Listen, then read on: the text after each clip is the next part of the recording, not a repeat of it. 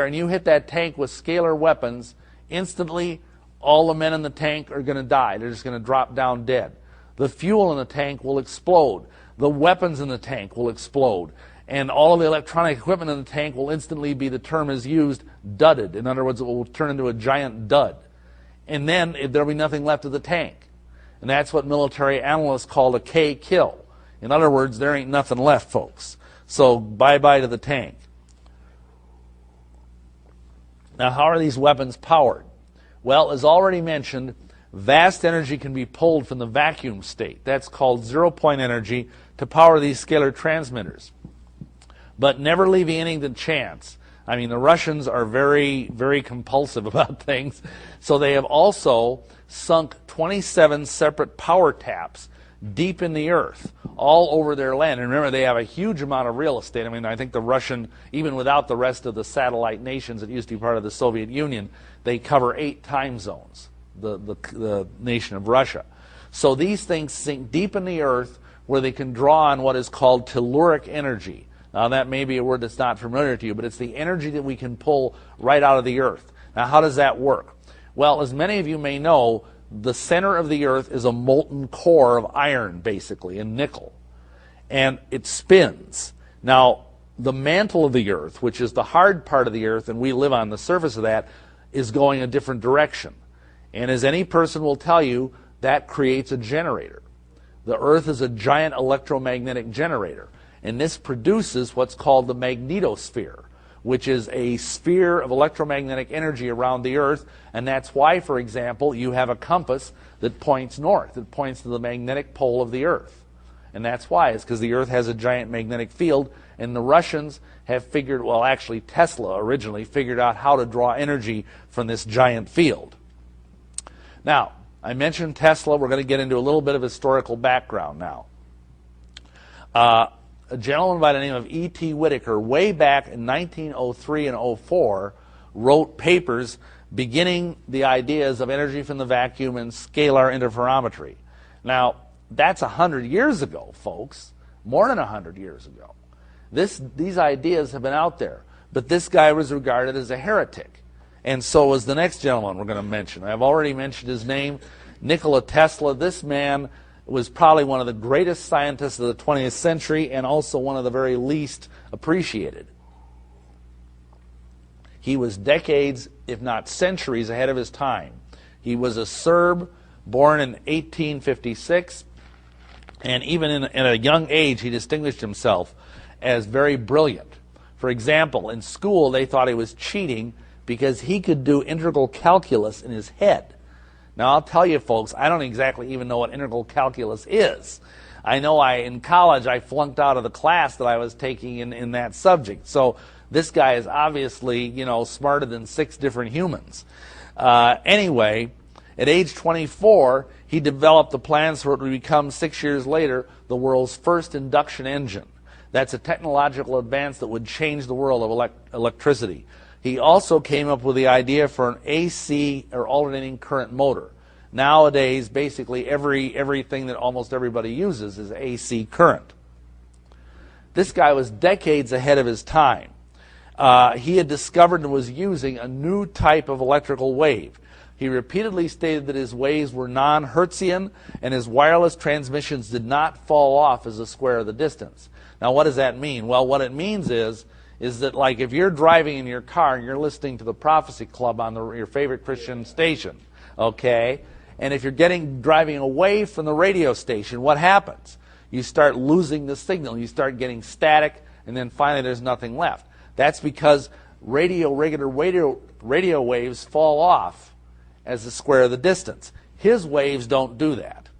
His discovery was apparently so fundamental, and his intent to provide free energy to all mankind was so clear that it was responsible for the withdrawal of his financial backing, his deliberate isolation, and the gradual removal of his name from all of the history books.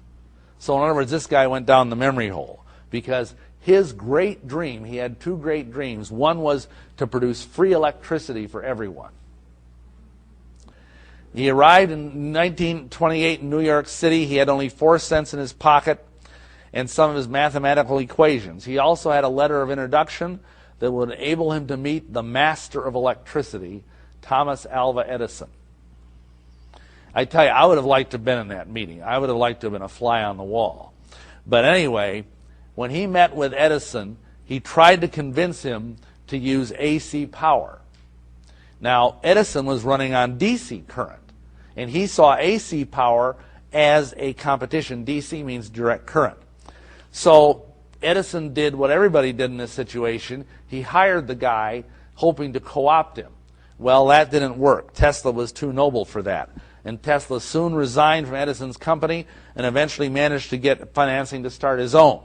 He then developed the principles for AC power generation and transmission that are now used all over the world. Fortunately, I'm sure many of you have Westinghouse appliances, something like that. The guy who started that company, George Westinghouse, believed in Tesla and helped financing him. Here, for example, is a photo of Tesla. He's the gentleman on your right, explaining his model of a rotating magnetic field to Westinghouse engineers. Here's the deal. Finally, with Westinghouse's help, Tesla built his power station in Niagara Falls. But Edison wasn't going to let this happen. And so he used dirty tricks, he used marketing wars, he used everything he could to try and destroy Tesla and Westinghouse's work. And at the same time, in comes J.P. Morgan. Now, J.P. Morgan was the consummate bankster of his generation. This guy was like the most powerful man in America, economically and politically. And he's the guy who helped put together the Federal Reserve, by the way. Just so you know, he was kind of a skunk. And anyway, he weighed in with Edison and joined forces with Edison, and they just started to squeeze Westinghouse. And in order to save Westinghouse, Tesla graciously gave up his rights and all of his royalties to the inventions that he achieved under Westinghouse and backed out of the company. So that's the kind of guy he was. He was very altruistic, very generous, very noble. Some people would say very stupid, but he was very smart about electricity. Look at some of the stuff he achieved. He developed neon and fluorescent lights. He explored high-frequency electricity. In 1891, he patented the Tesla coil, which is really now the only thing you'll ever read about in history books about Tesla, is that he invented the Tesla coil. And that was probably the least of his achievements. In 1890, he developed short-range wireless power. And he was on his way to building the radio. He had developed the ability to send out radio waves, and he was about to test those waves with transmission 50 miles away to West Point, New York. Unfortunately, there was a mysterious building fire, and it destroyed his work, and that really slowed him down. And so along comes Guglielmo Marconi, who instead got to the patent office first, and he is the one who's credited in the history books with inventing the radio. He came up with more amazing inventions. In 1898, he came up with the world's first remote-controlled boat. It was equipped with what he called a borrowed mind, and that was the birth of robotics.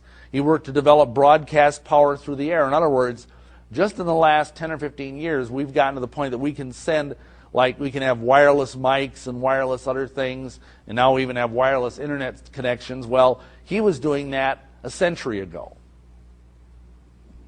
In public, Tesla speculated about ways to use electricity to control the weather. And this is where we start moving into the scalar dimension. He also believed one could draw energy from the Earth itself to achieve virtually infinite electrical power. And his dream was to have a little box, not much bigger than a bread box, you could put in any house in America, and that would draw power from the Earth and give every home in America free electricity. He said this to J.P. Morgan: when wireless is fully applied, the Earth will be converted into a huge brain capable of response in every one of its parts. No wonder J.P. Morgan was scared of him. During World War I, Tesla conceived what would become radar, but could not get the financing to develop it because all of these